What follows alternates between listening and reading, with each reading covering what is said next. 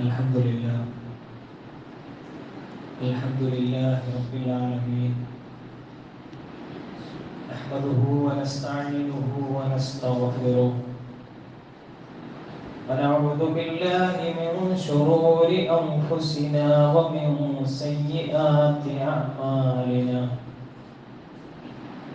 من يهده الله فلا مضل له ومن يضلل فلا هادي له وأشهد أن لا إله إلا الله وحده لا شريك له وأشهد أن محمدا عبده ورسوله أرسله بالهدى ودين الحق ليظهره على الدين كله ولو كره المشركون اللهم صل على محمد وعلى آل محمد كما صليت على إبراهيم وعلى آل إبراهيم إنك حميد مجيد اللهم بارك على محمد وعلى آل محمد كما باركت على إبراهيم وعلى آل إبراهيم إنك حميد مجيد أما بعد فإن خير الكلام كلام الله وخير السنن سنن محمد صلى الله عليه وسلم وشر الأمور محدثاتها وكل محدثة بدعة وكل بدعة ضلالة أعوذ بالله من الشيطان الرجيم يا أيها الذين آمنوا اتقوا الله حق تقاته ولا تموتن إلا وأنتم مسلمون إن أريد إلا الإصلاح ما استطعت وما توفيقي إلا بالله عليه توكلت وإليه أنيب رب اشرح لي صدري ويسر لي أمري واحلل عقدة من لساني يفقهوا قولي ബഹുമാന്യരായ സത്യവിശ്വാസികളെ വിശ്വാസികളെ ജീവിതത്തിന്റെ സമസ്ത മേഖലയിൽ അല്ലാഹുവിനെ സൂക്ഷിച്ച് ഭക്തരായി തീരാൻ പരിശ്രമിക്കണമെന്ന് ആമുഖമായി ഒരു വസിയത്ത് രൂപത്തിൽ ഓർമ്മപ്പെടുത്തുകയാണ്. അല്ലാഹു സുബ്ഹാനഹു വ തആല അവൻ ഇഷ്ടപ്പെടുന്നവരിൽ നമ്മെ ഏവരെയും ഉൾപ്പെടുത്തി അനുഗ്രഹിക്കുമാറാകട്ടെ. ബഹുമാനമുള്ളവരെ, പരിശുദ്ധ ഹജ്ജ് കർമ്മം നിർവഹിക്കാനായി പുണ്യഭൂമിയിലേക്ക് നമ്മുടെ ബന്ധുക്കളും നാട്ടുകാരുമെല്ലാം എത്തിച്ചേരുകയും ഇപ്പോഴും പോയിക്കൊണ്ടിരിക്കുകയും ഒക്കെ ചെയ്യുന്ന ഒരു സാഹചര്യത്തിലാണ് നമ്മളുള്ളത്. പുണ്യഭൂമിയിൽ എത്തിയിട്ടുള്ള ഹജ്ജിന്റെ കർമ്മങ്ങൾ നിർവഹിക്കാൻ താല്പര്യപ്പെട്ട് പോയിട്ടുള്ള മുഴുവൻ ആളുകൾക്കും അല്ലാഹു സുബ്ഹാനഹു വ തആല സ്വീകാര്യവും പുണ്യകരവുമായ ഹജ്ജ് നിർവഹിച്ച് തികഞ്ഞ പരിശുദ്ധിയോടുകൂടി തിരിച്ചു വരാനുള്ള നല്ല തൗഫീഖ് പ്രദാനം ചെയ്ത് അനുഗ്രഹിക്കട്ടെ. പുണ്യഭൂമിയിൽ ഹജ്ജിന്റെ കർമ്മങ്ങൾ ഒരു ഭാഗത്ത് നടക്കുമ്പോൾ തന്നെയും ലോകത്തിന്റെ എല്ലാ ഭാഗങ്ങളിലും ബലിപെരുന്നാളിനോടനുബന്ധമായി അതിശ്രേഷ്ഠകരമായി പരിചയപ്പെടുത്തിയ ഒരു ഇബാദത്ത് കൂടി നടക്കുന്നുണ്ട്. അതാണ് ഉദ്ഹിയ്യത്ത് എന്നറിയപ്പെടുന്നത്. ഉദ്ഹിയ്യത്ത് എന്ന പേര് അതിന്റെ സമയവുമായി ബന്ധപ്പെടുത്തി കൂടി നമ്മൾ അറിയേണ്ട ഒരു കാര്യമാണ്. പെരുന്നാൾ ദിവസത്തിൽ ളുഹാ സമയത്ത്, മധ്യാഹ്ന സമയത്ത് നിർവഹിക്കുന്ന ബലി എന്ന അർത്ഥത്തിലാണ് ഉദ്ഹിയത്ത് ഒരു തരത്തിൽ അതിന് വിവക്ഷ നൽകപ്പെട്ടിട്ടുള്ളത്. അതുകൊണ്ട് തന്നെ അല്ലാഹുവിന്റെ സാമീപ്യം പ്രതീക്ഷിച്ച് ബലി പെരുന്നാളിന്റെ അന്ന് തന്നെ, പെരുന്നാൾ നമസ്കാരം കഴിഞ്ഞ ഉടനെയുള്ള സമയത്ത് ബലി അറുക്കുക എന്നതാണ് ഏറ്റവും ശ്രദ്ധകരമായിട്ടുള്ളത്. എന്നാൽ അയ്യാമു തശ്രീഖിന്റെ അവസാനത്തെ ദിവസത്തിലെ മഗ്രിബ് വരെയുള്ള സമയവും ബലി അറുക്കുന്നതിനായി നിശ്ചയിച്ചിട്ടുള്ളതാണ്. അഥവാ അത്രയും സമയം വരെ പോകാവുന്നതാണ് എന്നാണ്. ആട്, മാട്, ഒട്ടക വർഗങ്ങളിൽ നിന്ന് മാത്രമാണ് ഉളുഹിയത്തിന് വേണ്ടി ഉപയോഗപ്പെടുത്താൻ സാധിക്കുക. ഖുർആനിൽ പലയിടങ്ങളിൽ ബലിയെ കുറിച്ച് പരാമർശിക്കുന്നു. നമുക്കെല്ലാവർക്കും സുപരിചിതമായ വിശുദ്ധ ഖുർആനിലെ തന്നെ വളരെ ചെറിയ അധ്യായമായിട്ടുള്ള സൂറത്തുൽ കൗസർ അല്ലാഹു സുബ്ഹാനഹു വ തആല ഓർമ്മപ്പെടുത്തുകയാണ്. ഫസ്വല്ലി ലിറബ്ബിക വൻഹർ, നീ നിന്റെ റബ്ബിന് വേണ്ടി നമസ്കരിക്കണം, അതോടൊപ്പം തന്നെ ബലി അറുക്കുകയും ചെയ്യേണ്ടതുണ്ട്. അതുപോലെ തന്നെ വിശുദ്ധ ഖുർആൻ ഓർമ്മപ്പെടുത്തുന്നു, ഇന്ന സ്വലാത്തി വനുസുകി വമഹിയായ വമമാതി ലില്ലാഹി റബ്ബിൽ ആലമീൻ, ലോകങ്ങളുടെ രക്ഷിതാവായ നാഥനിലേക്ക് മാത്രം സമർപ്പിക്കേണ്ടതാകുന്നു ബലി ഉൾപ്പെടെയുള്ള എല്ലാ ആരാധനാ കർമ്മങ്ങളും. അതുപോലെ വിശുദ്ധ ഖുർആൻ ഓർമ്മപ്പെടുത്തുന്നു, വലികുല്ലി ഉമ്മത്തിൻ ജഅൽനാ മൻസക, എല്ലാ ഉമ്മത്തിനും പ്രത്യേകമായ ആരാധനാ ക്രമം നിശ്ചയിച്ചിട്ടുണ്ട് അല്ലാഹു സുബ്ഹാനഹു വ തആല. ലിയദ്കുറു സ്മല്ലാഹ അലാ മാ റസഖഹും മിൻ ബഹീമത്തിൽ അൻആം, പ്രത്യേകം ഈ ഉമ്മത്തിന് നൽകുന്ന ഒരു ഉപദേശം കൂടിയാണത്. അല്ലാഹുവിന്റെ നാമം ഉച്ചരിച്ചുകൊണ്ട് നിങ്ങൾക്ക് നിശ്ചയിക്കപ്പെട്ട കന്നുകാലികളെ നിങ്ങൾ അറുക്കുന്നതിനു വേണ്ടിയും എന്നൊക്കെ പ്രത്യേകമായി ആരാധനകളെ പരിചയപ്പെടുത്തിക്കൊണ്ടും അല്ലാഹു സുബ്ഹാനഹു വ തആല ഓർമ്മപ്പെടുത്തുന്നു. അപ്പോൾ ലാഘവത്തോടുകൂടി കാണേണ്ടുന്ന ഒരു കാര്യമല്ല ഉദ്ഹിയത്ത് എന്ന് പറയുന്നത്. നിങ്ങൾ നോക്കൂ, ബലിയുമായി ബന്ധപ്പെട്ട ചരിത്ര പശ്ചാത്തലത്തിലേക്ക് നമ്മൾ നീങ്ങുമ്പോൾ നിരന്തരമായി സന്താന ലബ്ധിക്കു വേണ്ടി പ്രാർത്ഥിക്കുന്ന ഒരു പിതാവിനെ നമുക്ക് ദർശിക്കാൻ കഴിയും. അതാണ് ഇബ്രാഹിം അലൈഹിസ്സലാത്തു വസ്സലാം. ആ ഇബ്രാഹിം അലൈഹിസ്സലാത്തു വസ്സലാമയുടെ പ്രാർത്ഥനകളിൽ അതിന്റെ ഫലമായി അല്ലാഹു സുബ്ഹാനഹു വ തആല വാർദ്ധക്യ സമയത്ത് സന്താനത്തെ നൽകുകയാണ് ആ പ്രവാചകന്.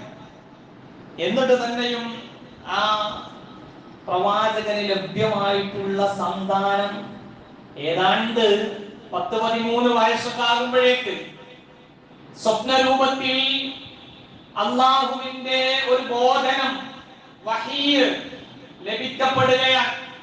എന്താണ് വഹീ? തന്റെ ഏറ്റവും വാത്സല്യ നിധിയായിട്ടുള്ള ഈ കുട്ടിയുണ്ടല്ലോ, കുട്ടിയെ അറക്കണം എന്നുള്ളതാണ്. നോക്കൂ നിങ്ങൾ, ഇതൊരു നാടകമായിരുന്നില്ല. പലപ്പോഴും പലർക്കും ഇത് മുഴുവൻ ഇങ്ങനെ വായിച്ചു തീരുമ്പോ എന്തോ ഒന്ന് അറിഞ്ഞിരിക്കാൻ, നേരത്തെ ഒരു വെളിപാട് ഉണ്ടായിരിക്കാൻ സാധ്യത ഉണ്ട് നമുക്ക് തോന്നിയേക്കാം, നമ്മൾ മുഴുവൻ വായിക്കുന്നുണ്ട്. പക്ഷേ ഇബ്രാഹിം അലൈഹിസ്സലാത്തു വസ്സലാമയെ സംബന്ധിച്ചിടത്തോളം ജീവിതത്തിൽ മുഴുക്ക പരീക്ഷണങ്ങളാണ്. ആ പരീക്ഷണങ്ങളുടെ കാതൽ എന്താണ്? താൻ തന്റെ റബ്ബിന് പൂർണ്ണമായി കീഴ്പ്പെടുന്നുണ്ടോ, അനുസരിക്കുന്നുണ്ടോ എന്നതായിരുന്നു. അവിടെ അല്ലാഹു സുബ്ഹാനഹു വ തആല കൃത്യമായി വിലയിരുത്തുകയാണ്. ഇബ്രാഹിം അല്ലദീ വഫാ, കരാറുകളൊക്കെ പൂർത്തീകരിച്ചിരിക്കുന്നു ഇബ്രാഹിം.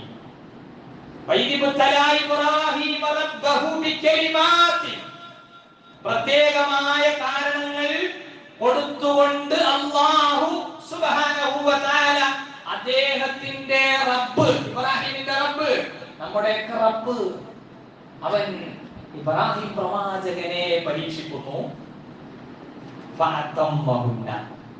എല്ലാ കാര്യങ്ങളും ഇബ്രാഹിം അലൈഹിസ്സലാത്തു വസ്സലാം പൂർത്തീകരിച്ചിട്ടുണ്ട് എന്ന് വിശുദ്ധ ഖുർആൻ ഓർമ്മപ്പെടുത്തുകയാണ്. അങ്ങനെ മകനെ അറുക്കാനുള്ള സ്വപ്ന വഴിപാടുണ്ടാകുമ്പോൾ മകനോട് അഭിപ്രായം ചോദിക്കുന്നുണ്ട് ആ പ്രവാചകൻ.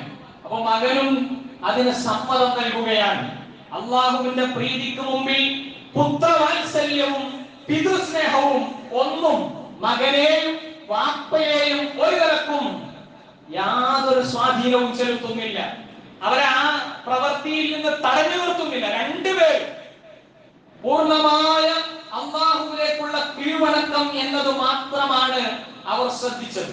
അങ്ങനെ ബലിയെറുക്കാൻ ഒരുങ്ങുമ്പോൾ മാത്രമാണ്, പ്രിയപ്പെട്ടവരെ, ഇതൊരു നാടക കഥയെ പഠിക്കുന്ന രൂപത്തിലല്ല നമ്മൾ വിലയിരുത്തേണ്ടത്.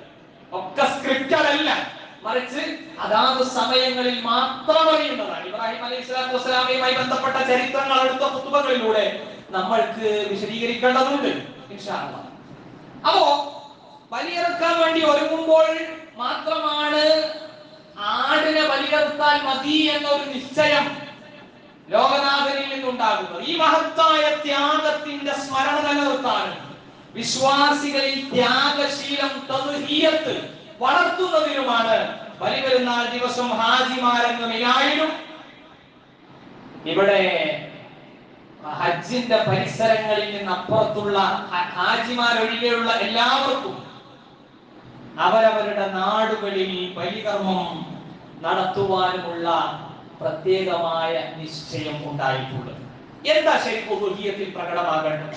നമ്മൾ 1, 2, 3 അങ്ങനെ അക്കമിട്ട് പഠിക്കേണ്ട ചില കാര്യങ്ങളുണ്ട്. എന്താ ഉദുഹിയത്തിൽ നിന്ന് പ്രകടമാകേണ്ടത്? ഏറ്റവും പ്രധാനപ്പെട്ട ഒന്ന്, അള്ളാഹുവിനുള്ള ആത്മാർത്ഥമായിട്ടുള്ള അനുസരണമാണ്. അള്ളാഹുവിനെ അനുസരിക്കുന്നതിന്റെ ഭാഗമാണ് ഉദുഹിയത്ത് നമ്മൾ മനസ്സിലാക്കണം.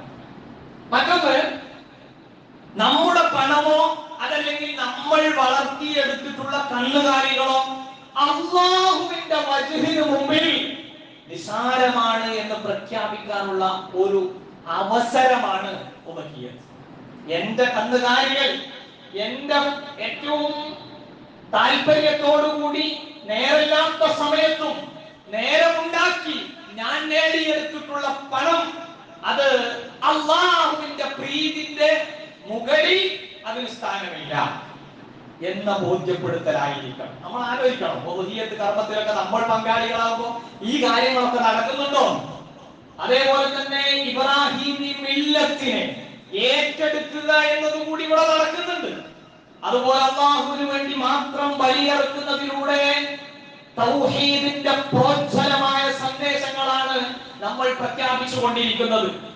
അതോടൊപ്പം തന്നെ ഇതിന്റെ ഗുണഭോക്താക്കളായി മാറുന്നത് പ്രധാനമായും സാധുക്കളാണ്. അതുകൊണ്ട് സാധുക്കളെ ഭക്ഷിപ്പിക്കുക എന്ന ഒരു ഭാഗം അവിടെ കടന്നു വരുന്നു. ഇപ്പൊ നോക്കുമ്പോൾ സോഷ്യൽ മീഡിയകളിലൊക്കെ മുസ്ലിം നാമധാരികളായിട്ടുള്ള ചില ആൾക്കാര് അവര് പരിചയപ്പെടുത്തിക്കൊണ്ടിരിക്കുന്നത്, അവർ ദീനിന്റെ വക്താക്കളായി നിന്നുകൊണ്ട് പ്രതികരിച്ചു കൊണ്ടിരിക്കുന്നത് മൃഗബലി എന്ന് പറയുന്നത് ഖുർആനിന്റെ ഒരു നൈതികതക്ക് യോജിക്കുന്ന കാര്യമല്ല. അതുകൊണ്ട് തന്നെ വിശുദ്ധ ഇസ്ലാം മുന്നോട്ട് വെക്കുന്ന ഉദഹിയത്ത് ഒരിക്കലും മൃഗബലി അല്ല ഉദ്ദേശിക്കുന്നത് എന്ന് പറയുന്ന ആൾക്കാരുണ്ട്. അപ്പൊ യഥാർത്ഥത്തിൽ നമ്മൾ എങ്ങനെയാണ് ഈ വിഷയത്തെ മനസ്സിലാക്കേണ്ടത്? ഇത് നമ്മൾ ബോധ്യ തലത്തിലേക്ക് കൊണ്ടുവരണം. ഉദഹിയത്ത് എന്ന് പറഞ്ഞാൽ മൃഗബലി തന്നെയാണ്. ആ മൃഗബലി ആരാണ് നമുക്ക് നിർബന്ധമാക്കിയത്? അല്ലെങ്കിൽ ആരാണ് നമ്മളിലേക്ക് അത് ഏറ്റവും മികച്ച ഒരു ശ്രേഷ്ഠമായ ആരാധനാ കർമ്മമായി നിശ്ചയിച്ചത്? അല്ലാഹു സുബ്ഹാനഹു വ തആല തന്നെയാണ്. ആരാത് കാണിച്ചു തന്നത്? പ്രവാചകൻ തിരുമേനി സ്വല്ലല്ലാഹു അലൈഹി വസല്ലം. അപ്പൊ നമ്മൾ അതിനെക്കുറിച്ച് അറിയേണ്ട കാര്യങ്ങൾ, അതിൽ പ്രധാനപ്പെട്ട ഒന്നാമത്തെ ഭാഗം എന്ന് പറയുന്നത് അല്ലാഹു എന്നോട് പറഞ്ഞു. അല്ലാഹു എന്നോട് പറഞ്ഞു. ഇബ്രാഹിം അലൈഹിസ്സലാത്തു വസ്സലാമയുടെ പാതയെ പിന്തുടർന്നുകൊണ്ട് മഹാനായ റസൂലുള്ളാഹി സ്വല്ലല്ലാഹു അലൈഹി വസല്ലം അത് നിർവഹിച്ചു. റസൂൽ ബലിയറുത്തു. അതുകൊണ്ട് ഞാൻ അത് പിന്തുടരുന്നു. എന്നോട് പറഞ്ഞാൽ താൻ റസൂലിനെ പിന്തുടരണമെന്നാണ്. അള്ളാഹുവിന്റെ ഇഷ്ടം നേടാൻ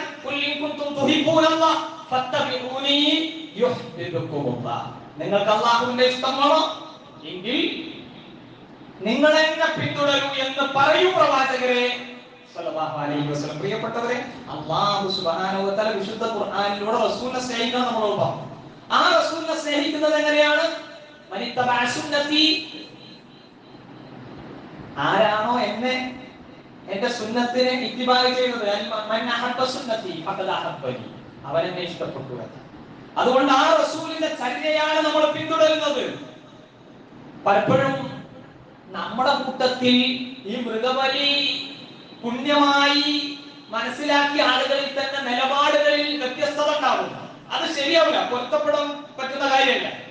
എത്രത്തോളം എന്ന് വെച്ച് കഴിഞ്ഞാൽ, എന്റെ പൂർവികരായിട്ടുള്ള വാക്കോല്ലിപ്പമാരൊക്കെ ചെയ്തു പോകുന്ന ഒരു കാര്യം ഞാനായിട്ട് ചെയ്യാമെന്നാൽ എന്താ പോയി തറവാട്ടിന് ഒരു പ്രശ്നമല്ലേ എന്ന് കരുതിയിട്ടുള്ള ഒരു ചെയ്തി ഈ കാര്യത്തിൽ ഉണ്ടാവണം. ഇതൊരു ഇബാദത്താണ്, ഇതൊരു ആരാധനയാണ്.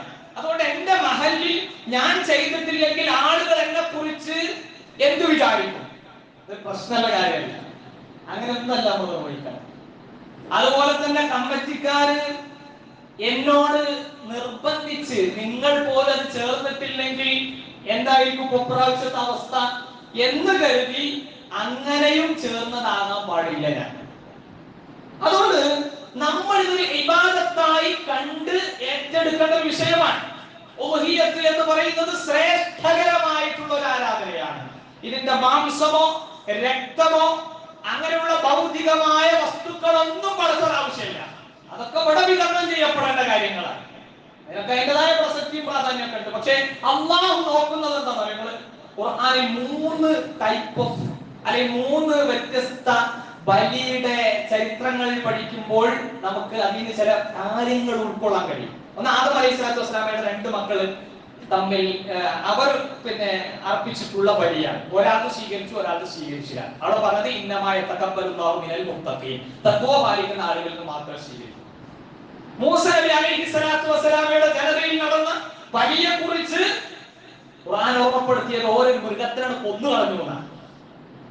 അപ്പോ വിശുദ്ധ ഇസ്ലാം മുന്നോട്ട് വെക്കുന്ന മൃഗബലിയിൽ പോലും അവിടെ അല്ലാഹു സുബ്ഹാനഹു വ തആല നമ്മളെ പരിചയപ്പെടുത്തുന്നത്, നമ്മളെ ഓർമ്മപ്പെടുത്തുന്നത്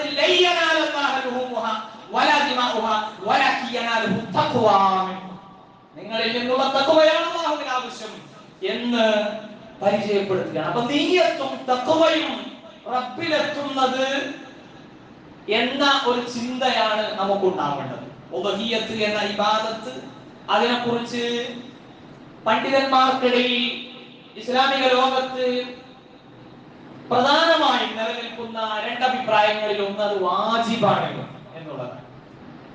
അത് നിർബന്ധമാണ്. എന്നാൽ ആ വാജിബാണ് എന്ന് പറയുന്നതിന് പ്രത്യേകമായ കാരണങ്ങൾ നടത്തിക്കൊണ്ടാണ് പറയുന്നത്. ഏറ്റവും ചുരുങ്ങിയത് ഇതൊരു മുഅക്കദായ കണിശമായ ഒരു സുന്നത്താണ് എന്ന കാര്യത്തിൽ യാതൊരു തർക്കവും ആർക്കും ആവശ്യമില്ല. റസൂലുള്ളാഹി സ്വല്ലല്ലാഹു അലൈഹി വസല്ലം തങ്ങൾ പറഞ്ഞതാ, മൻ കാന ലഹു സഅത്തുൻ വലം യുദഹി ഫലാ യഖറബന്ന മുസല്ലാന. നമ്മുടെ മുസല്ലയിലേക്ക് കടന്നു വരേണ്ട ആവശ്യമില്ല. കഴിവുണ്ടായിട്ട് അത് നിർവഹിക്കാത്ത ആളുകൾ, അത് നിർവഹിക്കാനുള്ള കാര്യങ്ങൾ ക്രമീകരണങ്ങൾ ചെയ്യാത്ത ആളുകൾ മുസല്ലയിലേക്ക് വരാൻ, പ്രിയപ്പെട്ടവരെ, അവർക്ക് ധാർമ്മികമായി അവകാശമില്ല എന്നാണ് മനസ്സിലാക്കാൻ പറ്റുന്നത്. അതുകൊണ്ട് തന്നെ നമ്മൾ കൃത്യമായ കാര്യങ്ങൾ മനസ്സിലാക്കും. പിന്നെ ഇതുമായി ബന്ധപ്പെട്ട് നിർവഹിക്കുന്ന ആളുകൾ ചെയ്യേണ്ടുന്ന മര്യാദകളെ പരിചയപ്പെടുത്തുന്ന ഹദീസ്, ആ ഹദീസുമായി ബന്ധപ്പെടുത്തി അത് കറാഹത്താണ് എന്നും അതേപോലെ തന്നെ കറാഹത്തല്ല എന്നും ഒക്കെയുള്ള വ്യത്യസ്ത അഭിപ്രായങ്ങൾ ഉണ്ടെങ്കിലും ഏറ്റവും അഫ്ദലായിട്ടുള്ള, നമുക്ക് അനുകരണീയമായിട്ടുള്ള, അഭിലഷണീയമായിട്ടുള്ള കാര്യം, ഇദാ റഅയ്തും ഹിലാല ദിൽഹിജ്ജ വഅറാദ അഹദുകും അൻ യുളഹി ഫൽയുംസിക് അൻ ശഅരിഹി വഅദ്ഫാരിഹി. നഖവും മുടിയൊക്കെ എടുക്കുന്നത് ദുൽഹിജ്ജ മാസപ്പിറവി കണ്ടു കഴിഞ്ഞാൽ അവിടെ മുതൽ നിർത്തിവെക്കുന്ന, നീക്കം ചെയ്യുന്നത് ഒഴിവാക്കുന്ന ഒരു രീതിയാണ് നല്ലത് എന്നുള്ളതാണ്. അതിന് വിപരീതമായ അർത്ഥതലങ്ങളൊക്കെ പണ്ഡിത ലോകത്ത് നടക്കുന്നുണ്ടെങ്കിലും, അല്ലെങ്കിൽ അത്തരം ചർച്ചകളൊക്കെ ഉണ്ടെങ്കിലും, അവിടെ ഈ ഹദീസിന്റെ ഭാഗമായി നമുക്ക് അതിനെ ഫോളോ ചെയ്യുന്നതാണ് അഭികാമ്യമായിട്ടുള്ളത്. അപ്പോ ഈ ഹദീസിനെ ബേസ് ചെയ്തിട്ടുമാണ് എന്ത് ചെയ്തിട്ടുള്ളത്? നിങ്ങളിൽ നിന്ന് ഉദ്ദേശിക്കുന്നവർ വാറാദ അഹദുക്കും എന്നുള്ള പ്രയോഗത്തെ എടുത്തുകൊണ്ടാണ് ശരിക്ക് എന്ത് ചെയ്യുന്നത് ഈ ഉളുഹിയ്യത്ത് എന്ന് പറയുന്ന ഒരു നിർബന്ധ ബാധ്യതയായിട്ട് പരിചയപ്പെടുത്താൻ കഴിയുന്നതല്ല എന്നൊക്കെയുള്ള ചർച്ചകളൊക്കെ വരുന്നത്. അപ്പോ ഈ ചർച്ചകളൊക്കെ ഒരു ഭാഗത്ത് നടക്കുമ്പോഴും നമ്മൾ ആലോചിക്കേണ്ടത് പ്രവാചകൻ സ്വല്ലല്ലാഹു അലൈഹി വസല്ലമയോ സ്വഹാബിമാരോ അവർക്ക് പൈസക്കും വകുപ്പില്ലാത്ത സമയത്തും അവരിത് കർത്തിട്ടുണ്ട് എന്നതാണ്. അവർ ഈ വലിയൊന്നും വാജിബും മുസ്തഹബും നോക്കി നടന്നിട്ടില്ല. അള്ളാഹുവിന്റെ തിരുദൂതർ സ്വല്ലല്ലാഹു അലൈഹി വസല്ലം മദീനത്ത് മരിക്കുന്നതിന് മുമ്പ് 10 കൊല്ലത്തെ ഹിജ്റയുണ്ടായിരുന്നു. ആ 10 കൊല്ലവും റസൂൽ സ്വന്തം കരം കൊണ്ട് ബലിയർത്തിട്ടുണ്ട് എന്ന് പറയുമ്പോ ആ സുന്നത്തിനെ ഹയാത്താക്കാൻ എനിക്കും നമുക്കും സാധിക്കേണ്ടതുണ്ട് എന്നുള്ളതാണ് ഈ പറഞ്ഞതിന്റെ ചുരുക്കം. വിശുദ്ധ ഖുർആൻ സൂറ ഹജ്ജിൽ 32-ാമത്തെ വചനത്തിൽ അല്ലാഹു സുബ്ഹാനഹു വ തആല ഓർമ്മപ്പെടുത്തുന്ന ശ്രദ്ധേയമായ ഒരു കാര്യമുണ്ട്. ദാലിക വമൻ യുഅദ്ദിം ശആഇരില്ലാഹ് ഫഇന്നഹാ മിൻ തഖ്വൽ ഖുലൂബ്. നമ്മളെ സംബന്ധിച്ചിടത്തോളം ഏറെ ഗൗരവത്തിൽ നമുക്ക് ഓർക്കാൻ കഴിയേണ്ടുന്ന ഒരു ഉദ്ധരണിയാണത്. അല്ലാഹു സുബ്ഹാനഹു വ തആല പറയുന്നത് ഈ ബലിമൃഗത്തെ പരിചയപ്പെടുത്തുന്നത് എങ്ങനെയാണെന്നറിയോ? അത് മതചിഹ്നങ്ങളിൽപ്പെട്ടതാണ്, അഥവാ അല്ലാഹുവിന്റെ ചിഹ്നങ്ങളിൽപ്പെട്ടതാണ്. അത് അല്ലാഹുവിന്റെ ചിഹ്നങ്ങളിൽപ്പെട്ടതാണ്. അപ്പൊ ബലിമൃഗങ്ങൾ അല്ലാഹുവിന്റെ ചിഹ്നങ്ങളായി പരിചയപ്പെടുത്തിയത് കൊണ്ട് തന്നെ അത് അങ്ങേറ്റത്തെ ആദരവിന് വിധേയമാകേണ്ടതുണ്ട്. അതിനോട് അനാദരവ് കാണിക്കാൻ പാടില്ല. അവിടെ ബലിയറുക്കുന്ന മൃഗത്തിന്റെ ശറഈ നിശ്ചയിക്കപ്പെട്ട പ്രായം മുസിന്ന അത് തികഞ്ഞതായിരിക്കണം. അത് പ്രത്യേകം അതിന് വക്കാലത്ത് ഏറ്റെടുക്കുന്ന ആളുകൾ ശ്രദ്ധിക്കേണ്ട വിഷയമാണ്. 1 വയസ്സുള്ള കോലാട് നമ്മുടെ നാട്ടിൽ സുലഭമായി ലഭിക്കുന്നതാണ് ആടുവർഗത്തിൽ. അതുപോലെ തന്നെ 2 വയസ്സ് തികഞ്ഞ പോത്ത്, കാള തുടങ്ങിയിട്ടൊക്കെയുള്ള മാടുവർഗങ്ങൾ. പിന്നെ ഒട്ടകത്ത് നമ്മളാരും അർക്കുന്നില്ല. അപ്പൊ ഇങ്ങനെ ഇത് അതിന്റെ ശറഅ് എന്താണോ നിശ്ചയിച്ചിട്ടുള്ള വ്യവസ്ഥകൾ അത് പ്രകാരം ആ കാര്യങ്ങൾ നിർവഹിക്കേണ്ടതുണ്ട് എന്നുള്ളതാണ്. സ്വാഭാവികമായിട്ടും പല സംശയങ്ങളും ഉത്തരേന്ത്യയിലേക്ക് ഉളുഹിയ്യത്തിന്റെ ഭാഗം നമുക്ക് നൽകാൻ പറ്റുമോ? അവിടെ നമുക്ക് ഇത്തരം പ്രതിഫലങ്ങളുടെ ചില ശോഷണങ്ങൾ ഉണ്ടാകും. എന്നാൽ തീർച്ചയായും നമ്മൾ അത്തരം കാര്യങ്ങളെയും പ്രോത്സാഹിപ്പിക്കപ്പെടേണ്ടതാണ് എന്നുള്ളത് തന്നെയാണ് നമുക്ക് മനസ്സിലാക്കാൻ സാധിക്കുന്നത്. എന്നാൽ നമ്മുടെ നാട്ടിൽ നമ്മൾ നിർവഹിക്കുമ്പോൾ കുറെ കൂടി സുന്നത്തുകൾ നമുക്ക് ലഭ്യമാകാനുണ്ട് എന്ന് നമ്മൾ തിരിച്ചറിയുക. അപ്പോൾ ന്യൂനതകളൊക്കെ പ്രത്യേകം പരിശോധിക്കണം. അതിനൊന്നുള്ള ഗ്യാപ്പ് നമുക്ക് പുറത്തു പോകുമ്പോൾ ഉണ്ടാവില്ല. ഏതായിരുന്നാലും നമ്മൾ അത്തരം കാര്യങ്ങളൊക്കെ പ്രത്യേകം ശ്രദ്ധിക്കണം. കണ്ണുകൾക്ക് ന്യൂനതയുള്ളത്, മെലിഞ്ഞൊട്ടിയത്, രോഗം കൊണ്ട് ബുദ്ധിമുട്ട് അനുഭവിക്കുന്നതായിട്ടുള്ള ഉരുക്കൾ, ഇതിനൊന്നും നമ്മൾ ഉളുഹിയ്യത്തിനായിട്ട് ഉപയോഗപ്പെടുത്താൻ പാടുള്ളതല്ല. മുടന്തുള്ളതിനൊന്നും ഉപയോഗപ്പെടുത്താൻ പാടില്ല. അതൊക്കെ വില ഒക്കെ കിട്ടും. അപ്പൊ അതൊന്നും ഉപയോഗിക്കാൻ പാടില്ല. അപ്പൊ ഉളുഹിയ്യത്തുമായി ബന്ധപ്പെടുത്തി നമ്മൾ ചില കാര്യങ്ങൾ വസ്തുനിഷ്ഠമായി നമ്മൾ അറിയാം. ഇത് പലപ്പോഴും നമ്മൾ കേൾക്കുകയോ മനസ്സിലാക്കുകയോ ചെയ്യാതെ പോകുന്നതിന്റെ പ്രശ്നമാണോ എന്ന് തോന്നിയോണ്ട് അവതരിപ്പിക്കുകയാണ്. നിങ്ങൾ ഉളുഹിയ്യത്തുമായി ബന്ധപ്പെടുത്തി നമ്മൾ ഈ പള്ളിയിൽ ഒരുമിച്ച് കൂടിയിരിക്കുന്ന ആളുകളെ തന്നെ 3 വിഭാഗങ്ങളായി പ്രത്യേകം നമുക്ക് തിരിക്കാൻ പറ്റും. ഉളുഹിയ്യത്തിന്റെ ഈ ആരാധനാ കർമ്മത്തെ നമുക്ക് ആളുകളിലേക്ക്, ഇവിടെയുള്ള ആളുകളിലേക്ക് തന്നെ ഇട്ട് കൊടുക്കുമ്പോൾ 3 വിഭാഗങ്ങളാണ് ഞാൻ നിങ്ങളൊക്കെ ഉൾപ്പെടുന്നത്. ഈ 3 വിഭാഗത്തിൽ ഏതെങ്കിലും ഒന്നിനായി പ്രത്യേകം ശ്രദ്ധിക്കാം. ഒന്ന്, ബലിയുമായി സഹകരിക്കുന്ന ആളുകൾ. അതിൽ തന്നെ പ്രത്യേകം ഉപവിഭാഗങ്ങളുണ്ട്. അതിൽ തന്നെ ഉപവിഭാഗങ്ങൾ അതാരാണ്? ഒരു ഷെയർ കൂടി പിന്നെ ആ വൈക്ക് തിരിഞ്ഞു നോക്കാത്ത ആൾക്കാർ. ഒരു ഷെയർ അങ്ങോട്ട് കൂടെ 8,000 7,000 കൊടുത്തിട്ട് ആ വൈക്ക് തിരിഞ്ഞു നോക്കാറുണ്ട്. പിന്നെ അതേപോലെ തന്നെ സ്വന്തമായി ഒന്നോ അല്ലെങ്കിൽ ഷെയർ തന്നെയും ഒക്കെ തീരുമാനിച്ച് ഉറപ്പിച്ച് അതിന്റെ പിന്നാലെ സൈക്കിൾ എടുത്ത് കൂടുന്ന ആൾക്കാർ എന്ന് പറഞ്ഞാൽ അവസാനം വരെ ഇത് വിതരണം കഴിയുന്നത് വരെ അവര് അതിന്റെ കൂടെ തന്നെ ഉണ്ടാകും. അതിൽ ഇടപെട്ടും അതിൽ വേണ്ടതായ മാംസ വിതരണം നടത്തിയത് പ്രത്യേകം ഒരുക്കുന്ന കാര്യങ്ങളിലൊക്കെ കൃത്യമായി അതിന്റെ കൂടെ നിൽക്കുന്ന ആളുകൾ. അതേപോലെ തന്നെ സമ്പത്തും സംവിധാനങ്ങളൊക്കെ ഉണ്ടായിട്ടും കേവലം 7ൽ 1 ഷെയർ മാത്രം ചേർന്ന് ആത്മനിർവൃതി അടയുന്ന ആളുകളും അതിലുണ്ട്. നമ്മൾ മനസ്സിലാക്കേണ്ട കാര്യം എന്താ? ഇവിടെ സംഘടിത ഉദഹിയത്ത് എന്ന് പറയുന്നത് കേവലം ഒരു ഇവന്റ് മാനേജ്മെന്റ് ഏർപ്പാടല്ല എന്നുള്ളതാണ്. ഇവന്റ് മാനേജ്മെന്റ് ഏർപ്പാടല്ല. അത് ആരെങ്കിലും കുറച്ച് ആൾക്കാർ അങ്ങനെ അതിനു വേണ്ടിയിട്ട് നിയത്താക്കി അല്ലെ, സാധാരണ പരലോകത്തിന്റെ തൊഴിലാളികൾ എന്നൊക്കെ പറഞ്ഞുകൊണ്ടൊക്കെ ചില സംഗതികളൊക്കെ ഓരോരുത്തരെ പറ്റി പറയുന്നുണ്ടല്ലോ. എന്നതുപോലെ ഇത് കുറച്ച് ആൾക്കാർക്ക്, ബാക്കിയുള്ളവർക്ക് ടൂറും ബാക്കി പരിപാടിക്കൊക്കെ പോട്ടെ. ബലി പെരുന്നാൾ എന്ന് പറഞ്ഞാൽ അത് ഒരു ആരാധനയിൽ അധിഷ്ഠിതമാണ്. രണ്ട് പെരുന്നാളുകളും അങ്ങനെ തന്നെയാണ്. നമ്മുടെ പെരുന്നാളുകളും ആഘോഷങ്ങളൊക്കെ ആരാധനാ ബന്ധിതം കൂടിയാണ് എന്ന് തിരിച്ചറിയാത്തതിന്റെ വലിയ പ്രശ്നങ്ങൾ ഇന്നും നമ്മുടെ നാടുകളിൽ നടക്കുന്ന ആഘോഷങ്ങളിൽ, ഉത്സവങ്ങളിൽ ഒക്കെ മുസ്ലിം സാന്നിധ്യം ഒക്കെ ഉണ്ടാകുന്നതിന്റെ ഒരു കാരണം കൂടിയതാണ്. സാന്ദർഭികമായി സൂചിപ്പിച്ചു എന്ന് മാത്രം.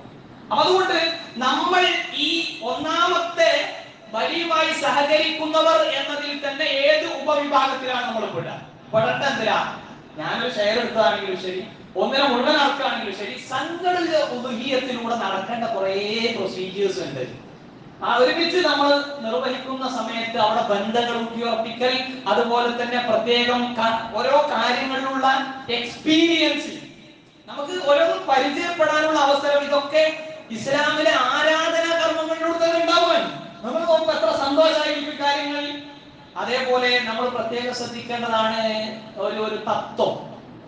ഭക്ഷണ മര്യാദയൊക്കെ ബന്ധപ്പെട്ട് പറഞ്ഞപ്പോ റസൂലുള്ളാഹി സ്വല്ലല്ലാഹു അലൈഹി വസല്ലം ഓർമ്മപ്പെടുത്തിയല്ലോ, ഇന്നൽ ബറക്കത മഅൽ ജമാഅ എന്ന് പറയുന്നത്.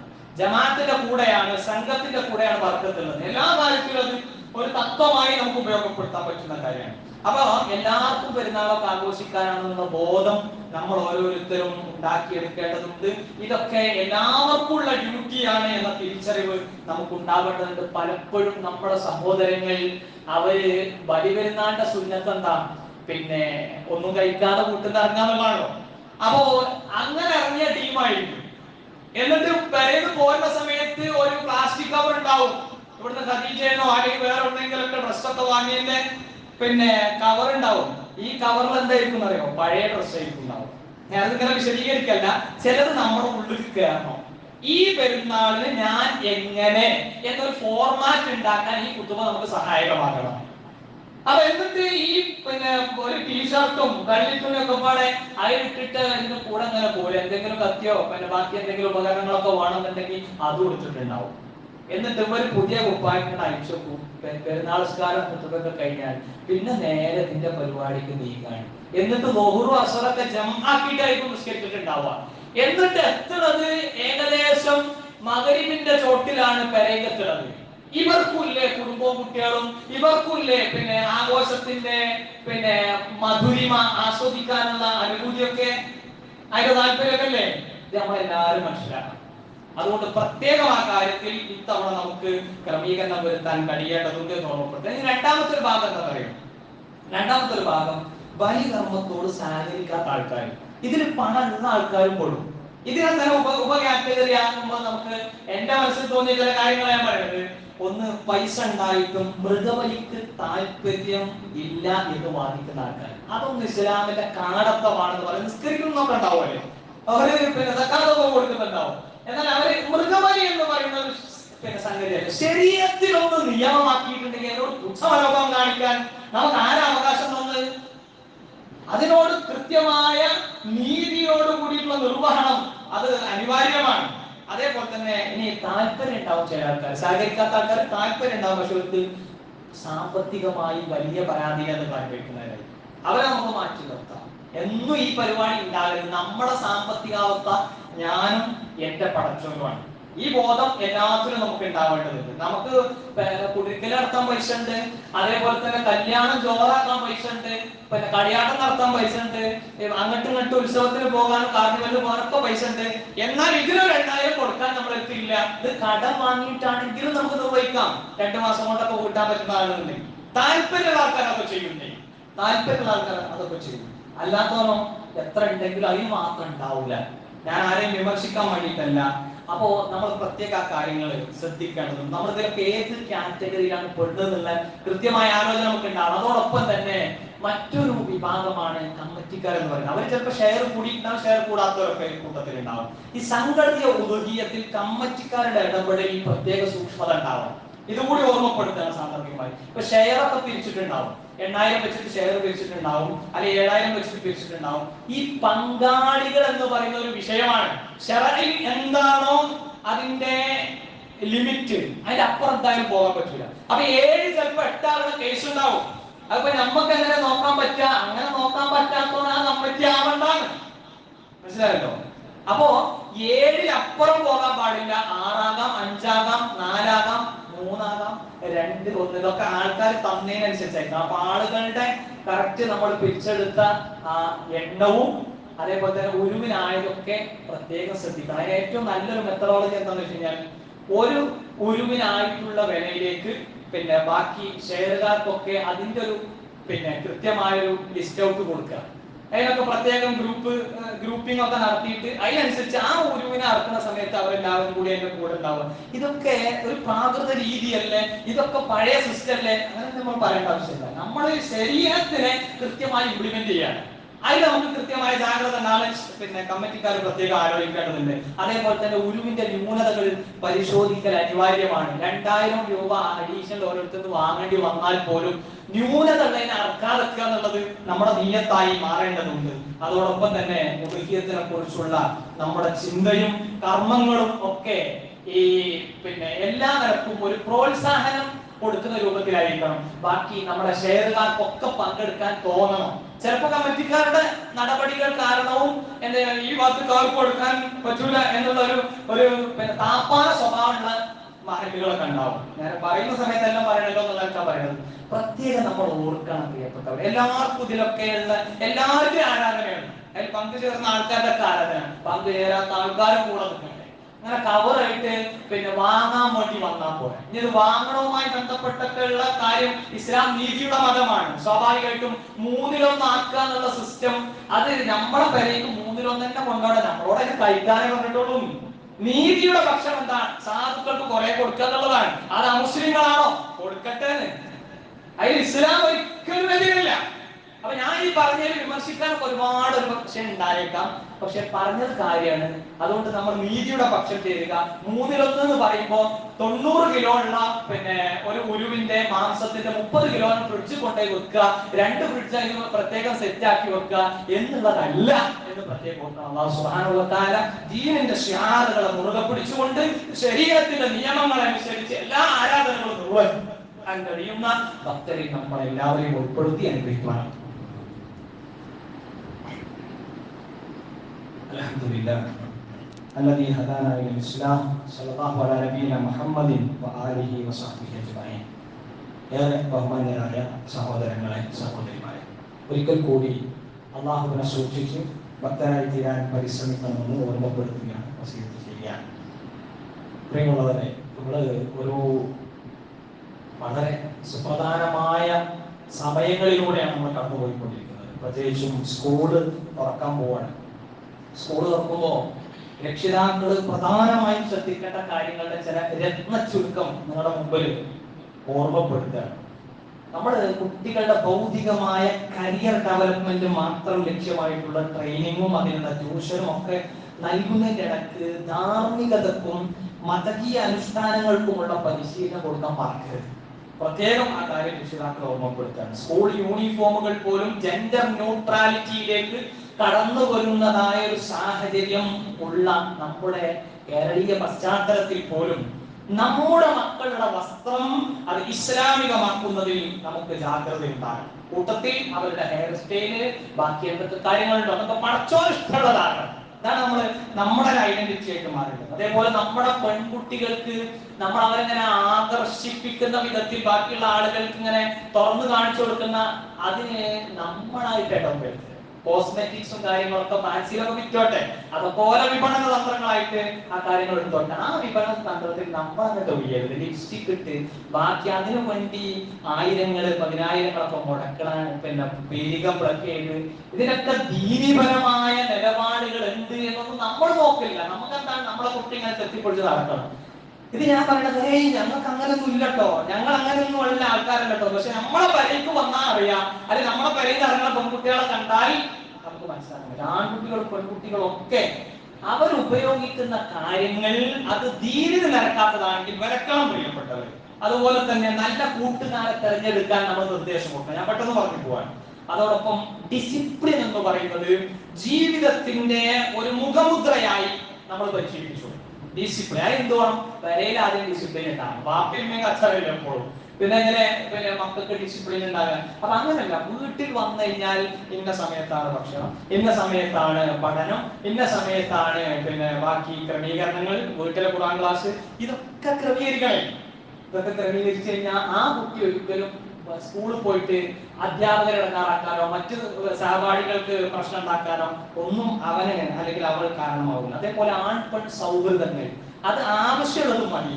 ആവശ്യമില്ലാത്ത ഹറാമിലേക്ക് പോകുന്നതായിട്ടുള്ള യാതൊരുവിധ കൂടിക്കലലുകൾക്കുള്ള സാധ്യതകളും നമ്മുടെ വീട്ടിൽ നിന്ന് പോകുന്ന മക്കളിൽ ഇല്ല എന്ന് നമ്മൾ ഉറപ്പാക്കണം. സാധ്യമാകുമെങ്കിൽ നമ്മൾ ഡ്രഗ്സ് അഡിക്ഷൻ ഒക്കെ പ്രത്യേകം കടന്നു വരുന്ന ഒരു ഏജിലൊക്കെ ഉള്ള കുട്ടികളുടെ രക്ഷിതാക്കൾ ഈ കൂട്ടത്തിൽ ഉണ്ടാവുമല്ലോ. അപ്പോ 12, 13 UP സ്കൂൾ LP സ്കൂളൊക്കെ തുടങ്ങാപ്പോ ഏതാ പറയാൻ പോലെ നമുക്ക് നിശ്ചല്ല ആ കോലത്തിലെ കാര്യങ്ങൾ പോണത്. അപ്പോ രക്ഷിതാക്കളുടെ ഒരു കൂട്ടായ്മ സ്കൂളുകളിലൊക്കെ ഈ ആന്റി ഡ്രഗ്സുമായി ബന്ധപ്പെട്ട് ഒക്കെ രൂപപ്പെടുത്താൻ നമുക്ക് സാധിക്കണം. മഹല്ലടിസ്ഥാനത്തിൽ നമുക്ക് മഹല്ല ശാക്തീകരണവും ഒക്കെ ബന്ധപ്പെട്ട കുറെ കാര്യങ്ങൾ ചർച്ച ചെയ്യാനുണ്ട്. ഇൻഷാ അല്ലാഹ് മറ്റുള്ള പൊതുവകൾ നമുക്ക് സൂചിപ്പിക്കാം. അതോടൊപ്പം തന്നെ മക്കൾ, അതുപോലെ വിദ്യാർത്ഥികൾ, ഇവരൊക്കെ ശ്രദ്ധിക്കേണ്ട കുറെ കാര്യങ്ങളുണ്ട്. പ്രയോജനപ്രദമായ അറിവാണ് ഞാൻ നേടിയെടുക്കുന്നതെന്നുള്ള ബോധം ഉണ്ടാവും. എന്നൊക്കെ പ്രാർത്ഥിക്കാൻ നമ്മളവരെ പരിശീലിപ്പിക്കണം. അവർ സ്വന്തമായിട്ട് അത് ശീലിക്കണം. മകൻ എന്ന നിലക്ക്, മകൾ എന്ന നിലക്ക് എന്നൊക്കെ ഉള്ളത് ഓരോരുത്തരും ആലോചിക്കണം. ഞാൻ ഇതൊക്കെ ചെയ്യുന്നുണ്ടോ? നല്ല കൂട്ടുകാരെ തിരഞ്ഞെടുക്കണം. ആരെയാണോ നമ്മൾ കൂടെ കൂട്ടുന്ന ഓരോ സ്വഭാവമായിട്ട് നമുക്ക് ഉണ്ടാവുന്നത് റസൂലുള്ളാഹി സ്വല്ലല്ലാഹു അലൈഹി വസല്ലം പറഞ്ഞിട്ടുണ്ട്. ലഹരി നുണയാൻ വേണ്ടി വിളിക്കുന്ന ആളുകളോട് നോ എന്ന് പറയാൻ പ്രിയപ്പെട്ട മക്കളെ നിങ്ങൾക്ക് സാധിക്കേണ്ടതുണ്ട്. അതോടൊപ്പം തന്നെ ഏത് കോഴ്സ് പഠിക്കുമ്പോഴും ദീനിന്റെ അടയാളങ്ങൾ നിലനിർത്താൻ മക്കൾക്ക് സാധിക്കേണ്ടതുണ്ട്. അതിനുള്ള അറ്റ്മോസ്ഫിയർ നമ്മൾ വേറെ എല്ലാവർക്കും കൊടുക്കണം എന്നുള്ളതാണ്. മഹല്ല് കമ്മിറ്റിക്ക് ബാധ്യതയുണ്ട്, രക്ഷിതാക്കൾക്ക് എല്ലാവർക്കും ബാധ്യതയുണ്ട്. അതോടൊപ്പം തന്നെ അധ്യാപക വൃന്ദം വരുന്നുണ്ടല്ലോ. ഈ അധ്യാപകരെ സംബന്ധിച്ചിടത്തോളം കുട്ടികളിലെ മാറ്റങ്ങൾ രക്ഷിതാക്കളുമായി ഷെയർ ചെയ്യണം. ഈ പാരന്റ് ടീച്ചർ റിലേഷൻഷിപ്പ് എന്ന് പറയുന്നത് പോസിറ്റീവ് റിലേഷൻഷിപ്പ് വളരെ കൃത്യമായിട്ട് നടക്കണം. അതിൽ ഉണ്ടെങ്കിൽ ഏറെക്കുറെ പ്രശ്നങ്ങളൊക്കെ പരിഹരിക്കാൻ കഴിയും. അതോടൊപ്പം തന്നെ കുട്ടികൾക്ക് സതുപദേശങ്ങൾ നൽകണം, തെറ്റുകൾക്ക് പ്രോത്സാഹനം നൽകരുത്. പല തെറ്റുകളുടെയും കാരണക്കാരാണെന്ന് ചോദിച്ചാൽ ആ ടീച്ചറായിരിക്കും. ഇതൊക്കെ അനുഭവമുള്ളത് കൊണ്ടാണ് പലപ്പോഴും നമ്മൾ ഈ കാര്യങ്ങളൊക്കെ തുറന്നു പറയുന്നത്. അതുകൊണ്ട് ഒരു അധ്യാപകൻ എന്ന് പറയുന്നത് ആ അധ്യാപകൻ ഒരു കുട്ടിയുടെ രണ്ടാമത്തെ പാരന്റ് ആയിട്ട് കാണണം. അങ്ങനെ കാണാൻ കഴിയാതിരിക്കുമ്പോൾ വലിയ പ്രശ്നം ഉണ്ടാകും. ഇതാണ് ഈ വിഷയവുമായി ബന്ധപ്പെട്ട് പറയാനുള്ളത്. പ്രത്യേകം നമ്മൾ ആ കാര്യങ്ങളൊക്കെ ഓർക്കുകയും മനസ്സിലാക്കുകയും ചിന്തിച്ച് ഇടപെടുകയും ഒക്കെ ചെയ്യണമെന്ന് പ്രത്യേകം ഓർമ്മപ്പെടുത്തുക. അല്ലാഹു സുബ്ഹാനഹു വ തആല കാര്യങ്ങൾ എല്ലാവരെയും മനസ്സിലാക്കുന്ന മുത്തഖീങ്ങളിൽ നമ്മളെ ഏവരെയും ഉൾപ്പെടുത്തി അനുഗ്രഹിക്കുമാറാവട്ടെ. പ്രിയമുള്ളവരെ, നമ്മുടെ മഹല്ലിൽ ഭാരവാഹിത്വം ഒക്കെ വഹിച്ചുകൊണ്ടിരിക്കുന്ന ആളുകൾ പലരും വലിയ രൂപത്തിലുള്ള ബുദ്ധിമുട്ടുകൾ അനുഭവിച്ചുകൊണ്ടിരിക്കുന്ന ഒരു സാഹചര്യത്തിലൂടെയാണ് നമ്മൾ മുന്നോട്ട് പോയിക്കൊണ്ടിരിക്കുന്നത്. പല നിരക്കുള്ള പ്രയാസങ്ങൾ. അവര് നമ്മുടെയൊക്കെ പ്രാർത്ഥന ആഗ്രഹിക്കുന്നുണ്ട്. നമ്മൾ ആത്മാർത്ഥമായി അവർക്ക് വേണ്ടിയൊക്കെ പ്രാർത്ഥിക്കണം. നമ്മൾ ബന്ധപ്പെട്ടവർക്ക് വേണ്ടിയൊക്കെ പ്രാർത്ഥിക്കണം. പ്രത്യേകം ആ കാര്യങ്ങളിൽ നമുക്ക് ശ്രദ്ധയുണ്ടാകണം എന്ന് ഓർമ്മപ്പെടുത്താൻ അല്ലാഹു സുബ്ഹാനഹു വ തആല നമ്മുടെ എല്ലാ സൽക്കർമ്മങ്ങളും സ്വീകരിച്ച് അനുഗ്രഹിക്കുമാറാവട്ടെ. റഹ്മാൻ റഹീമുമായ റബ്ബേ, അറിയാതെ രഹസ്യ പരസ്യ ജീവിതങ്ങളിൽ സംഭവിച്ചു പോയിട്ടുള്ള മുഴുവൻ തെറ്റുകുറ്റങ്ങളും ഞങ്ങൾക്ക് വിട്ടുപുറത്ത് മാപ്പാക്കി തരണേ നാഥ. അല്ലാഹുവേ, ഞങ്ങളുടെ കൂട്ടത്തിൽ നിന്ന് രോഗം കൊണ്ട് കഷ്ടപ്പെടുന്നവരുടെ രോഗത്തിന് നാഥ ശമനം നൽകി അനുഗ്രഹിക്കണേ നാഥ. അല്ലാഹുവേ, ഞങ്ങളുടെ കൂട്ടത്തിൽ ധാരാളം വിഷമങ്ങൾ അനുഭവിക്കുന്നവരുടെ വിഷമങ്ങൾ നീ നീക്കിക്കൊടുക്കണേ നാഥ. അല്ലാഹുവേ, ഞങ്ങളുടെ കൂട്ടത്തിൽ ധാരാളം രക്ഷിതാക്കൾ മക്കളെ കൊണ്ട് ബുദ്ധിമുട്ട് അനുഭവിക്കുന്നു, ധാരാളം പ്രശ്നങ്ങൾ അനുഭവിക്കുന്നു. അല്ലാഹുവേ, നല്ല സ്വാലിഹീങ്ങളായ മക്കളാക്കി ഞങ്ങളെ മക്കളെ നീ പരിവർത്തിപ്പിക്കണേ റഹ്മാനെ.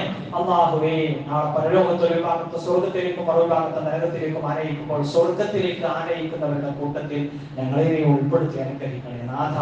അല്ലാഹുമ്മ വഗ്ഫിർ ലിൽ മുഅ്മിനീന വൽ മുഅ്മിനാത്ത് വൽ മുസ്ലിമീന വൽ മുസ്ലിമാത്ത് അൽ അഹ്യാഇ മിൻഹും വൽ അംവാത്ത് ഇന്നക മുജീബു ദഅവാതി യാ ഖാദിൽ ഹാജാത്ത് اللهم اجرنا من النار اللهم اجرنا من النار اللهم اجرنا من النار ربنا اصرف عنا عذاب جهنم إن عذابها كان غراما إنها ساءت مستقرا مقاما ربنا هب لنا من أزواجنا وذرياتنا قرة أعين واجعلنا للمتقين إماما اللهم يا مقلب القلوب ثبت قلوبنا على دينك اللهم يا مصرف القلوب صرف قلوبنا على طاعتك اللهم اجعلنا من المتواضعين ولا تجعلنا من المتكبرين ربنا آتنا في الدنيا حسنة وفي الآخرة حسنة وقنا عذاب النار ربنا تقبل منا إنك أنت السميع العليم وتب علينا إنك أنت التواب الرحيم واغفر لنا يا غافر المذنبين آمين برحمتك يا أرحم الراحمين صلى الله على نبينا محمد وآله وصحبه أجمعين.